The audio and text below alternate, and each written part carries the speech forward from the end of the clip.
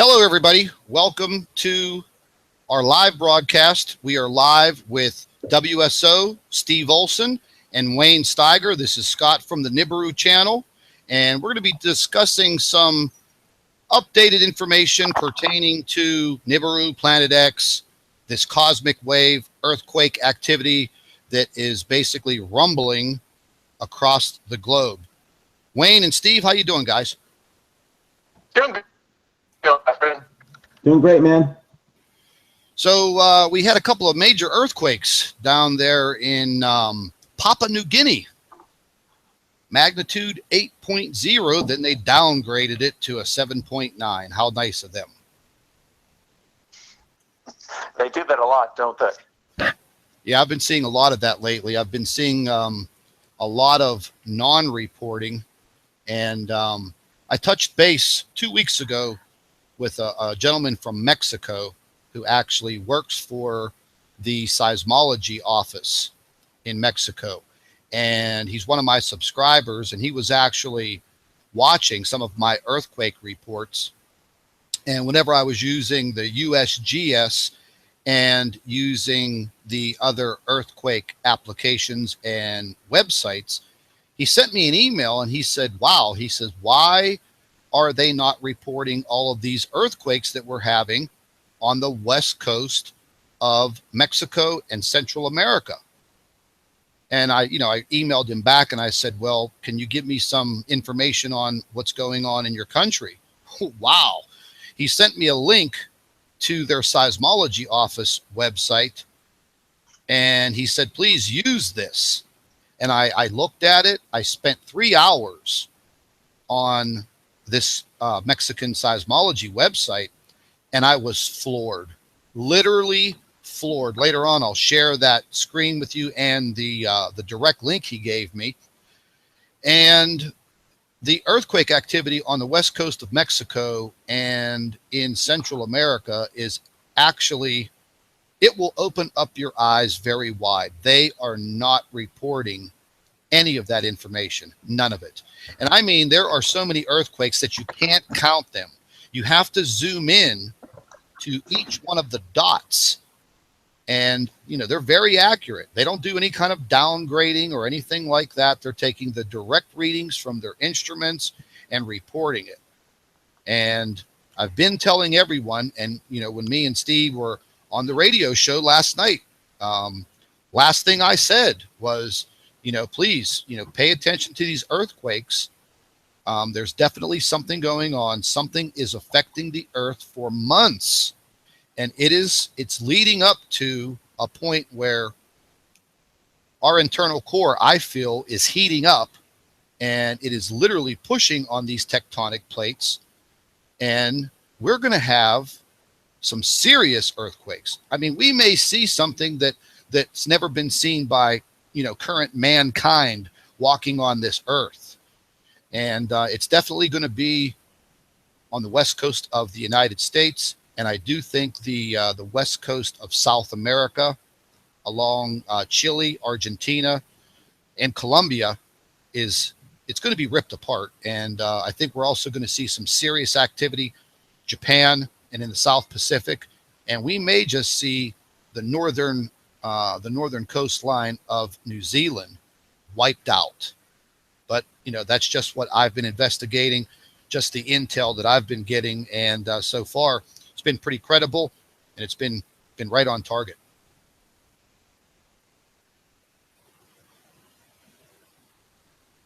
You guys still there?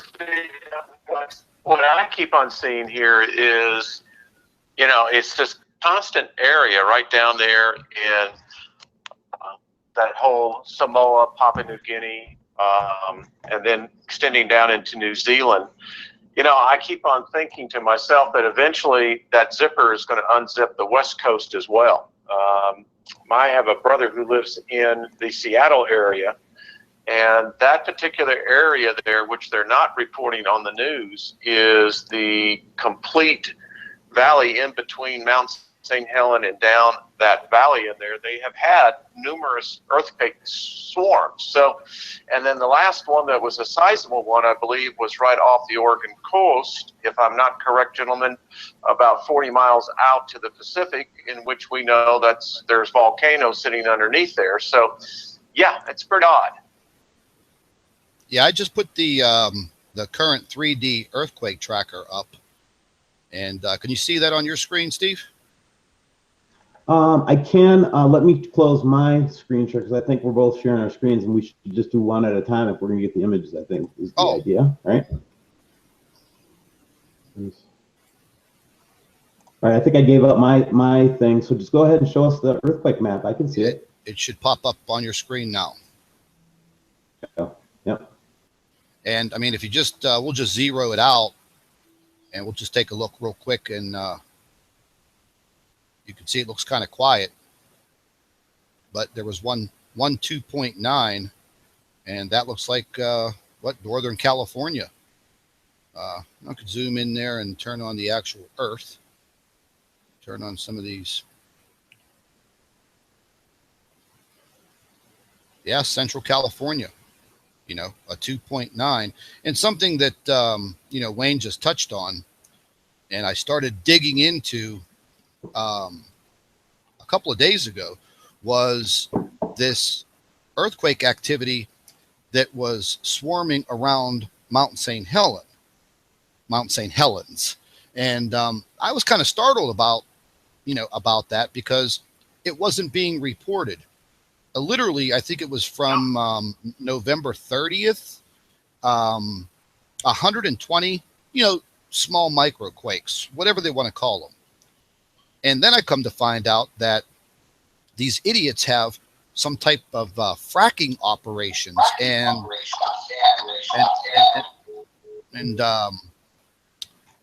some other type of like large turbines on these other smaller mountain tops around this Mount St. Helens.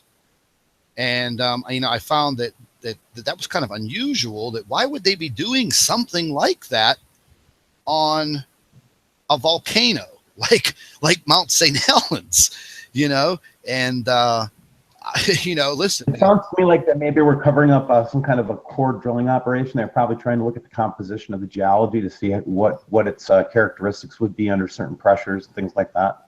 Or they're trying to harness some of that energy. They're doing something. There is a large pipeline that's stretching all the way down the mountainside and through the roads. And I think, I don't know if it was BP Earthwatch or Mike Around the World that touched on that the other day. And I felt that was just completely irresponsible and very alarming. I took a look at the surrounding area of Mount St. Helens on Google Earth today. And, it was scary, even though it's been so many years. You can literally still see the pathway of destruction, and the trees still toppled over to this day. And they're there drilling holes in the ground, just completely responsible, or irresponsible. But I was showing some of my subscribers today, just looking at the earthquake activity in the past 7 days. I refer to what you're seeing right now as a pincushion, because that's what it looks like. It looks like that old-fashioned pincushion that your grandma used to have. Literally earthquakes popping out everywhere. They had a couple of earthquakes in France this past week. All my life, I'm 48 years old, I've never heard of an earthquake in France. Have any of you guys ever heard that in your lifetimes? No. So, what is Well, Wayne's a lot older than me. What about you, Wayne?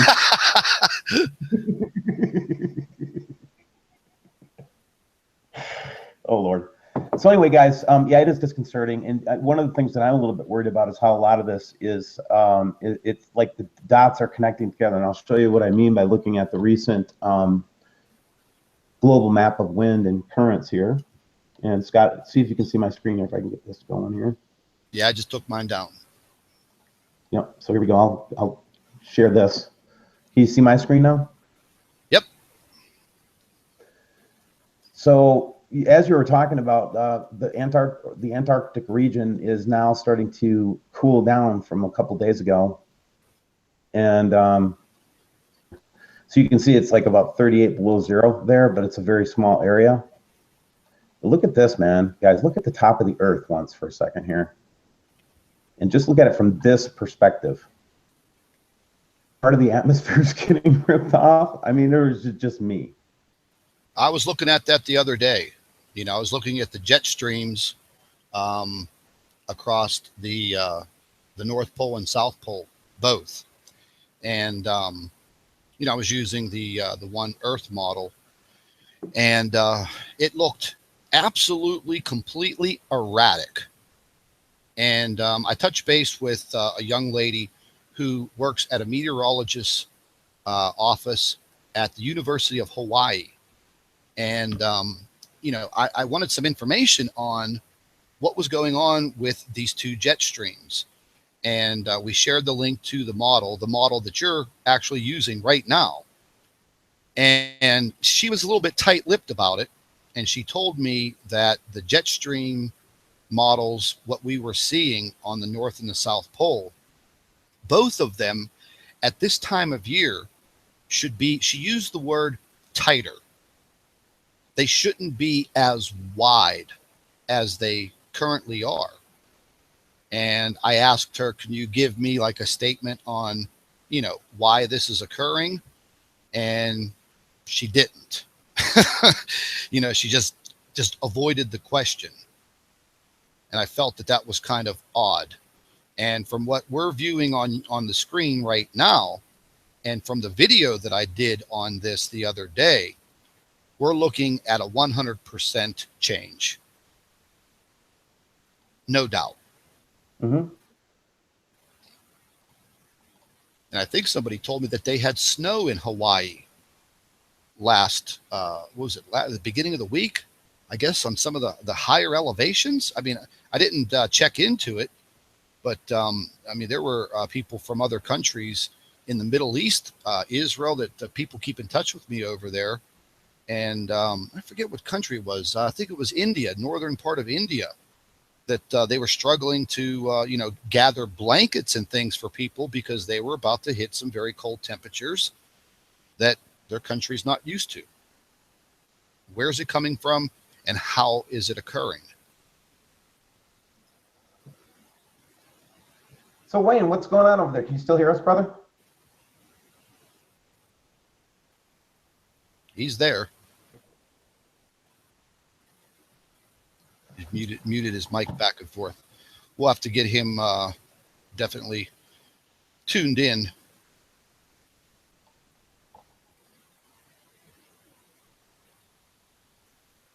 They said, I cannot hear you, but not on my mic.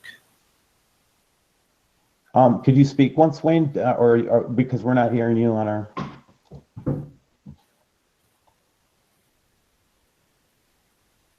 He's talking now, and we can't hear him.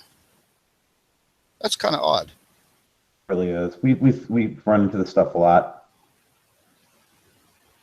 Yeah, because I mean, I use this. Hey, we should go see my website again.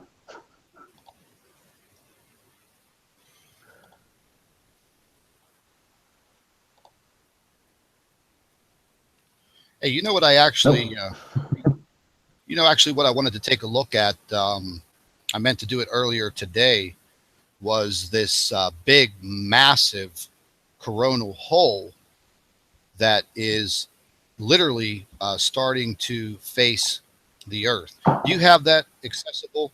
You know, the one that the globe is like that purplish green, blue color? Mm-hmm.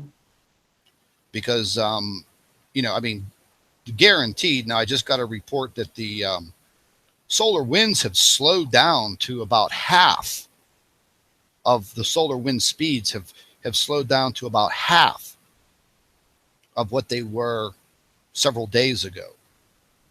And we're literally, you know, the sun has its slow rotation, and it is literally rotating that massive coronal hole right Look towards at the it. Earth.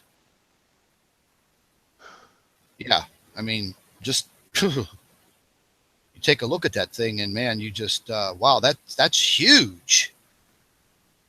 You know, and we're It is. turning. It's like you can see. It almost looks like you can see right into the sun itself. Yeah, we're turning. I mean, the sun is turning, and we're going to be, well, right now we are just on the fringe of this coronal hole, and within the next what is it, 4, 5, or 6 days is going to be very, very sketchy from what I understand.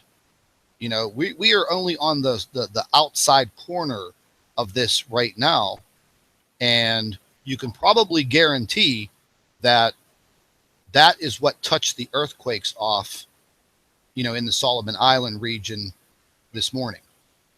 And if that touched off a magnitude 8, and we are only on the beginning outside corner of this coronal hole, my God, you know, I mean, God only knows what it's going to be like whenever we get right in the middle of it. Well, there's a way that we can look at, let's do those. I'm actually kind of worried for a lot of people, man, because, you know, these tectonic plates, I feel, you know, in my investigations and my little research here, that, you know, these tectonic plates, they have to be weakened. They're being shaken and rattled and cracked, and this pressure on them constantly over the just over the past 90 days. You know, well, let's take a look at this model here, and let me just share this. And if you don't have the site, Scott, you probably do. You probably look at this all the time. But one of the things that's a really easy thing to understand is this is the difference of potential, and you can see that this is right now, and then it just goes 1 day, 2 day, 3 day, 4 day. I'm back, right? So this was 7 days ago when we had this huge difference of potential. And what that basically means, if you've ever had two magnets, and you put both the positive and the negative together, they strongly connect together. And then when it's weaker, that means that something on the outside is pulling on those and reducing their force. So you'll notice this is where we saw the earthquake, if I'm not mistaken, right, Scott? When it was on this low point? Exactly. So that is a really easy way to see how electromagnetics affect the tectonic plates of the Earth. Now, I think there's another one where you can actually see where it actually connects. Where is that? There is. Do you remember that one? The one that actually shows the connection with the sun? Here we go. Yeah.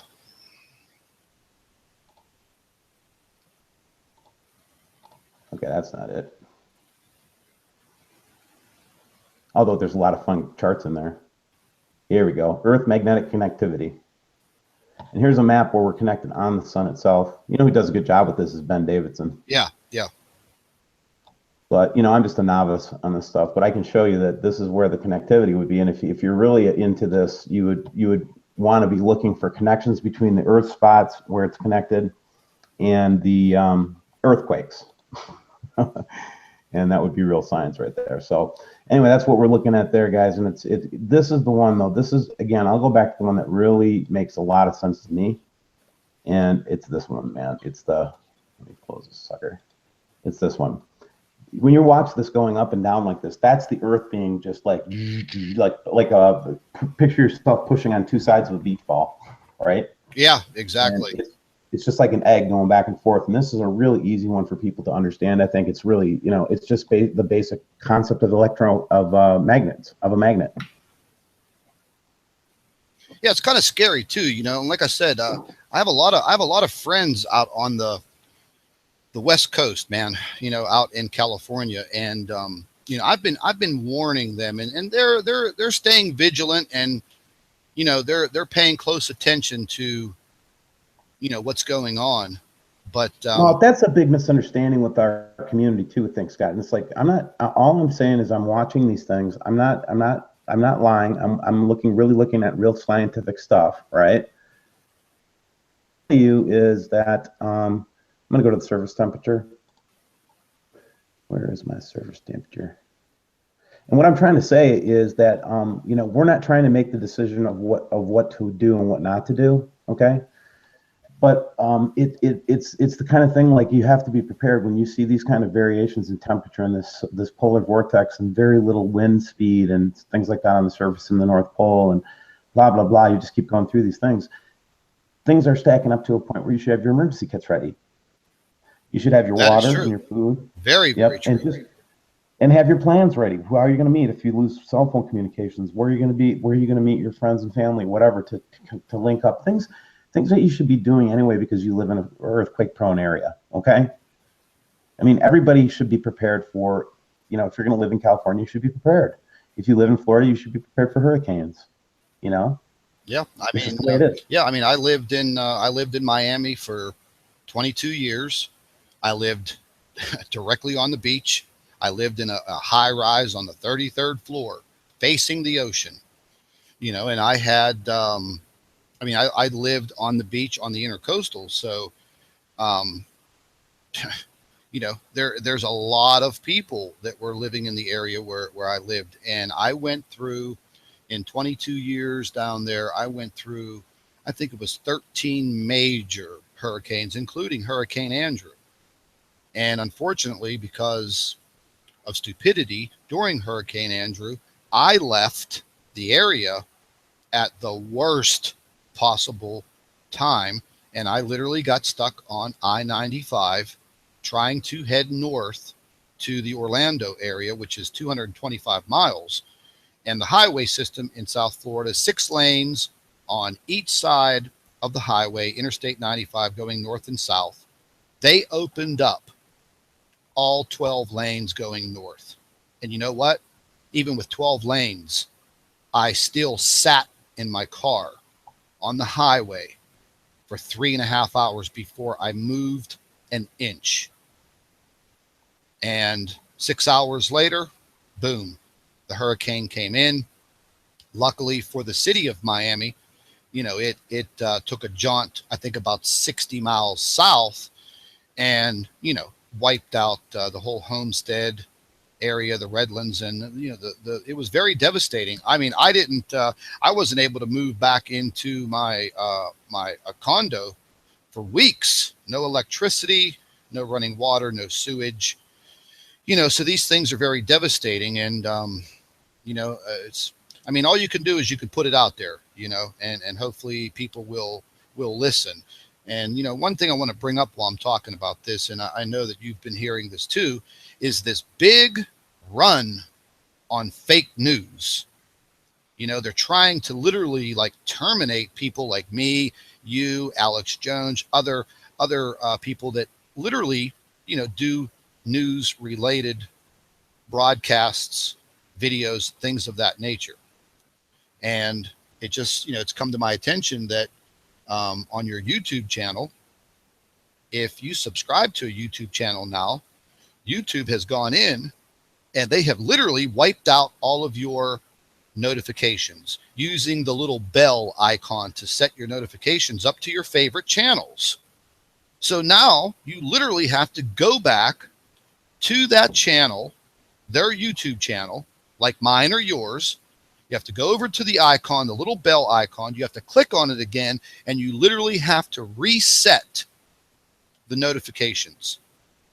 BP Earthwatch, he just mentioned it in one of his broadcasts. I think it was either yesterday or today. I was watching an Alex Jones, because I love the guy. People don't like him, but I like him. And he was saying the same thing. You know, and now what the hell's the guy, Mark Zuckerberg, for Facebook. He is making a run on eliminating fake news on Facebook.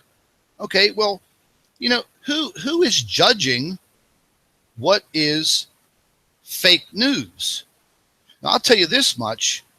Before anybody was out there with the information pertaining to the earthquakes in New Ireland and Papua New Guinea this morning, I was literally right on top of it, trying to search for information to put a video together and there was hardly anything out there. But you know what information was out there?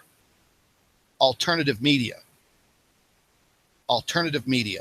CNN didn't even have anything about it till 2.5 hours later. And I actually used a video of theirs where one of their reporters was describing and did a video on tsunami dynamics. And I used it in my video. But did they have an actual report? No. I was getting actual video reports from people on the ground in Papua New Guinea with their cell phones and recording the information, uploading it to YouTube. And I think that's kind of, that's kind of bad for YouTube to do that, and not say anything to the creators of the channels, send them a memo, an email. But, if you do something wrong, wow, that email gets to you real quick, doesn't it, Steve? It sure does. And I'm not admitting that I did anything wrong because I didn't do anything wrong. That's what's so bad. If I would have actually done a copyright strike, or if I would have really illegally used a SETI image, okay, I'd be like, I'd admit it. I'd be just like, Scott, I really made a mistake. It sucks, Yeah. But no, that's not what happened. What happened was I got ambushed by a troll, and somebody pretending to be the Naval, Intelligence Observatory or whatever, gave me 2 copyright strikes for using publicly available SETI images off the Navy SETI site. Well, I could side with you, my brother, because I got one too. And I like I said, I put together a complete legal response to YouTube. And, I went ahead and I appealed it through their normal methods. But then I went a step further and I contacted the Office of Naval Research. I spoke to a gentleman, this guy, Robert, down there. His email was, on the website. And just like he told me, hey, listen, our email addresses end in M as in Michael, I, L as in Larry, military. Okay. They don't end in gmail.com. Okay. Because the email address that was attached to those copyright strikes said WSO-network-org. Okay, our Office of Naval Research. Oh, come on, man. And then YouTube sits there and they accept that. I know, right? I dropped the ball. Well, the question is, how can you not think that something's going on when that's the pattern, right? I mean, what are you supposed to do with that? And then you have to wait 10 to 14 days while they sift through the garbage. And then they see, oh, okay, we made a mistake. Yes, you did make a mistake. Your copyright strike platform is flawed. It is super flawed. It's dangerously flawed. And they need to do something about it. I don't think anybody anticipated that YouTube would become an alternative news channel. Yeah, it is. And it literally is. Articulate, smart people, the only smart people in the world is not the Washington Post. Well, I just watched a report where, NBC, Dateline NBC, falsified and faked a report. This goes all the way back, I think, to the 80s or the early 90s, where they were talking about the gas tanks erupting under crash conditions on these Chevy pickup trucks. And they did a simulation and they fabricated the entire video where the truck was hit broadside. The truck exploded. But then they later on found out that NBC News put flares underneath the truck that were lit. And they used a different kind of gas cap, and they overfilled the tank. So they basically created the condition to create the explosion, just to create fake news. They built a bomb, and I remember that. Yeah, me too. I remember. I just watched it. It was on a report on Mark Dice. Where did this sudden trust in government come from, Scott? I don't remember Americans being this trusting of government in their history. I was asking the same question this morning. Where did all of this run on fake news come from. Here's the deal. This is what I think. I think that they want to give you the news and the information that they want you to have, not what you want and what you deserve and what is correct. They just want to dumb you down. That's it. So fake news comes from CNN with their CGI and green screens, NBC, CBS. And if you really do want to get some in-depth news quickly, hey, yeah, you can catch it on YouTube.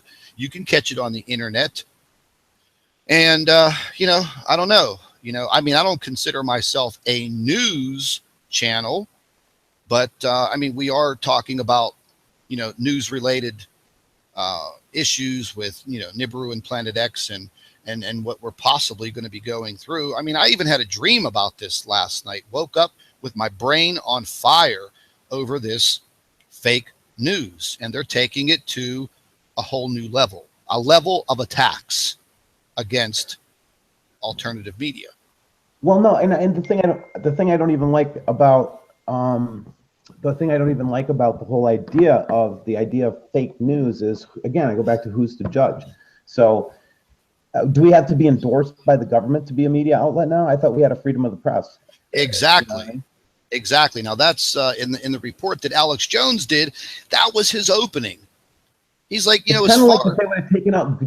Here's how they would have shut down Gutenberg in the first press, right? Take away their ink. Yeah. Yeah, absolutely. And that's what they're doing to us. It's a different type of attack. It's not just coming out and just saying these are bad people. There is an element of that, but what they're trying to really do, and I'm trying not to feel any rage or anything about it, because this is kind of understandable behavior. If you see your empire starting to crumble, right, and you're starting to see all the facades that you have had up around this whole world system, it's pretty fragile right now. And I guess when you corner a rat, they always bite, right? Absolutely, man. They're going to attack. Right, and I think that's where we're at right now. If they're attacking us, that just means that they're weak. Exactly, and they're losing control. And I think that's one of the main factors, is the control factor. Before, they had complete dominant control over the news media. You only got your news from a few sources. Now, because of the age of the internet and YouTube and cell phones and just the complete access to anything and everything, I could witness a car accident on the highway, and I could literally get out of my vehicle, film the aftermath, and get it to a news station, or upload it to YouTube, or upload it to Facebook, or tweet to the world. Okay, now that should be considered freedom of speech in this country. But it seems that we are following the path of like China right now. That literally, you don't watch the news in China. You do, but you watch one news station, and that's it. Well, and don't think for a minute that the Chinese people, the people of China, are not stupid, man. Come on, dude. Oh, they know what's real and what's not real. So, they know hopefully they know not to question the authority. But here I'm looking at this basically looking at the force of energy, radio energy, and polarity, IMF. This is like the magnetic lines of force and all that kind of stuff all on this one map. But the part I want you to notice is, why is it getting so intense outside of the sun's? Like, usually it starts with the sun and then it goes out, right? What would make something come in like that? Yeah, I see that. You know what I mean? Usually it's like the sun ejects something and then it basically follows it around in a sheath like this, right? This seems like just an unbelievable amount of force here. I'm just looking at it and going, I haven't seen that. If anybody else has seen that before, just, link it to me or whatever, and I'll look at it. But that's weird, man. Yeah, that's a little alarming also. Because I've never seen that either. And I pay very close attention to, all of these charts and models. Well, that's the other thing that people don't understand about, like, especially you, Scott. I'll just give you a compliment. You work your ass off and you do research. You do the research. I don't think there's, like, if I was a reporter at the Washington Post, let's say, okay, I'm pretty sure that they'd say, you're becoming too much of an expert on this right now. We need you to move on to another story. Yeah. Yeah. I mean, I do. In the course of a day, I'm usually at my computer, in my cell phone, or, on my big screen TV, on YouTube and all other sorts of media. 15 hours a day. I have very erratic sleep patterns. I may sleep a few hours in the very early morning, but I'm right back up and at it, sometimes all through the night. You know how many emails you get. I've had a huge rash of emails over the past couple of days. I literally got a couple thousand emails in. I'm sitting right now with 6,500 emails in my box, and I've yet to get to any of them today, because every single day when you wake up, there is another event. It's another event. And you have, the reason that we pull that I'm showing this is just to say that, guys, we watch the same things that of the other people that you trust. We just don't make it a big, huge deal. We watch this stuff all the time. Scott and I talk about this stuff all the time. This is unusual, and this is something we have to keep our eyes open for, because it seems to match with this, I don't know, let's wave of energy, whatever. What do you think about that, Scott? I caught on to it, in the beginning of the week, and I immediately went out there, tried to do some research. They mentioned this SGR 1806-20 magnetar. Then there was another mention of another star being ripped apart by a black hole. Found some information on that. The information's credible, because the Swift, I think it was the Swift spacecraft probe that was out there that saw this. And, it's all possible. A gamma ray burst like that would hit the Earth, depending on where the Earth was situated and where that burst came from, not the whole entire Earth would be hit with it, but the portion of the Earth that is facing it would go through some pretty catastrophic damage. And then, I got into some material about what it would do to your body. Children and young adults would be the worst victims, because it literally breaks your strands of DNA. That was scary, very scary. And then I watched a documentary on it, and it exploded my mind, literally. Now, can there be a possibility that all of a sudden that information was leaked out as disinformation to cover up what is actually happening? That was something that popped into my mind. Yeah, I know, but see, that's the thing. That's the trick of psyops, is that what you're trying to do is create confusion. You don't need to convince anybody of anything or another. You don't have to sell them on any one of the concepts. You just have to make sure that they always are, like, not able to pick one. You know what I mean? Yeah. Like, either this is real or it's not. So it's easier to say it's not real. It's easier to get pushed off of it, because I get it. It's cognitive dissonance. But all we're trying to say is be ready, have an emergency plan. What could it hurt, right? What could it hurt to have extra water and food? Listen, I have all of my stuff set, ready to rock and roll, locked and loaded. And I mean that literally, and there was one other thing that I wanted to mention, and you're good friends with Dave Dobbs.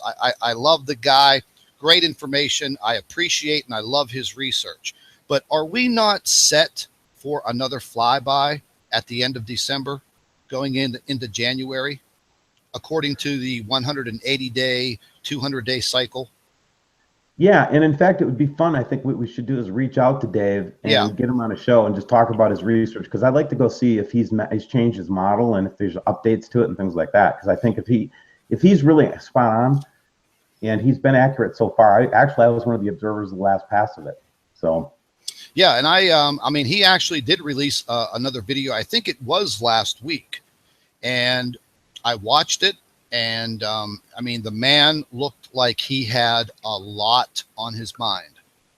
You know, and he was mentioning his model and the calculations and the 188-day cycle, or you know, close to 200 days, and I mean, he looked scared. You know, he looked scared. And again, we're dealing with this timeline. So check out the timeline. All of a sudden, now some information gets leaked out about a cosmic wave of energy coming towards Earth the day after Christmas or on or about. Well, doesn't that seem about the timing of this really intense beam of energy here? Yes, and this flyby. So that's what I'm trying to say. The Earth over here. By the way, in case you guys aren't catching this, the Earth is sitting right here. This yellow one. Okay? And then Venus, which is so bright in the sky, or what they say is Venus is so bright in the sky, is sitting here. And it is in a conjunction with Mars and with Mercury.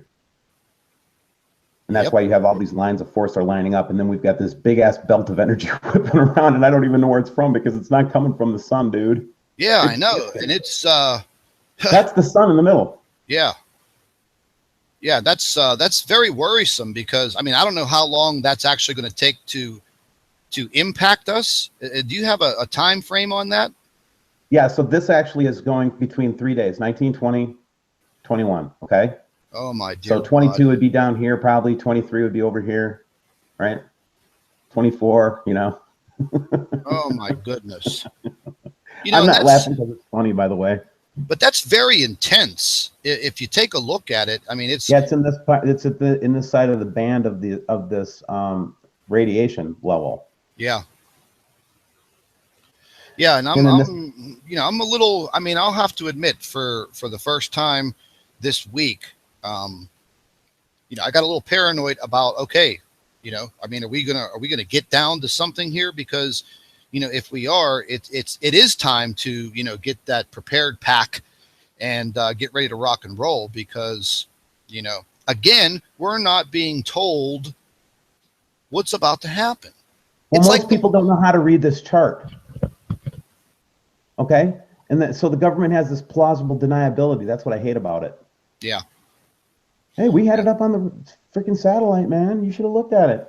Yeah, yeah. You know, it's just like the weatherman. Oh, well, we told you it was going to rain. Why didn't you wear your raincoat? You know, I mean, and we go to our local weather, you know, to see the weather, to see how we should prepare for that upcoming day. So this should be the format that we're in right now. This is what the government should be doing. We paid for all of this technology, did we not? Yeah, they're doing it. They're doing it. But hey, Scott, listen, I love talking to you, and we'll continue this dialogue and conversation, man. I just love you, man. You're a great show, great channel, great dude. And I wish the best to you guys. I really do. Well, we're gonna get it. You know, we're gonna keep on keeping on. That's all I gotta say, buddy. That's what we do, isn't it, Scott? How's that one song go? Ain't no stopping us now. Woo! You know, I mean, that's the name of the game, man. I'm going to continue getting this information out there. Whoever's going to listen is going to listen. Bottom line, you know, if it comes down to the trolling of our YouTube channels, well, that's another battle. We're just going to have to continue that fight. Yeah, that's what we do. Have a good day, Scott. All right, buddy. You take care. You too, Bob.